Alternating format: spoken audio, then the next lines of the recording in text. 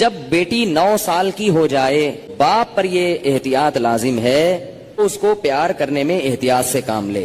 बेहतर यह है कि अपनी बॉडी को उसकी बॉडी से दूर रखे। इंद्रियां बड़ी बलवान है जो बड़े बड़े विद्वानों को भी खींचकर भ्रष्ट कर देती है। इसलिए एकांत में अपनी बहन के पास बहुत समय तक नहीं रहना चाहिए, अपनी बेटी के पास भी बहुत समय तक नहीं रहना चाहिए, और पुत्र जवान हो तो एक सैया पे एकांत में माँ को भी नहीं लेटना चाहिए। भैया तुम बोल रहे, तुम बोल रहे ऐसी बात? चलो कोई मुल्ला मौलाना बोले तो एक बार को समझ में भी आए कि ऐसी बात बोल रहा है, चूतिया है, बालक है। तुम बोल रहे ऐसी बात? तुम तो बात करते हो ब्रह्मचर्य की, तब भी ऐसी बात बोल रहे हो। और ये कैसे ब्रह्मचर्य हो गया कि बहन के पास ज्यादा समय व्यतीत नहीं करना क्योंकि तुम्हारी इंद्रियां तुम्हें वश में कर लेंगी। बाप का बेटी से छोड़ो टाइम स्पेंड करना, बेटे का माँ के साथ भी खतरनाक है। अरे भाई साहब ये कैसा ब्रह्मचर्य हो गया? तुम तो ब्रह्मचर्य साधने वाले लोग हो।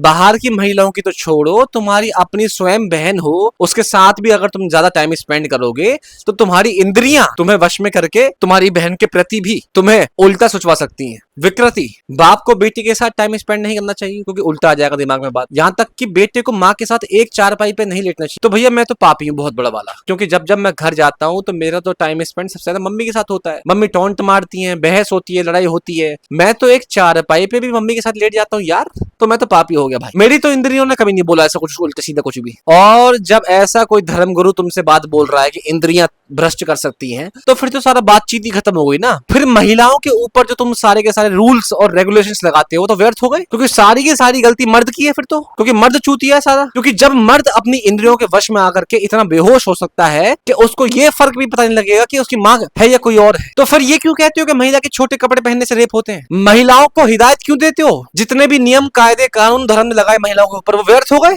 सारी की सारी गलती मर्द की है, मर्द चूतिया है साला, मर्द कमजोर है। फिर ऐसी बातें क्यों कही जाती है कि महिलाओं को पर्दे में रहना चाहिए? सब कुछ खारिज हो गया फिर तो, क्योंकि मर्द इतना ज्यादा अपनी इंद्रियों के वश में आ सकता है कि उसको एक चारपाई पे नहीं लेटना चाहिए अपनी माँ के साथ, क्योंकि दिमाग में उल्टा ख्याल आ सकता है। अरे और सब तो छोड़ दो, तुम माँ के साथ आ सकता है। तो फिर ये क्यों कहते हो कि महिला को छोटे कपड़े नहीं पहनने चाहिए? और तुम्हारा ब्रह्मचर्य कहाँ गया कि ब्रह्मचर्य साधो? ये कैसे ब्रह्मचर्य साधना हो गया कि अपनी बहन के संग टाइम स्पेंड मत करो?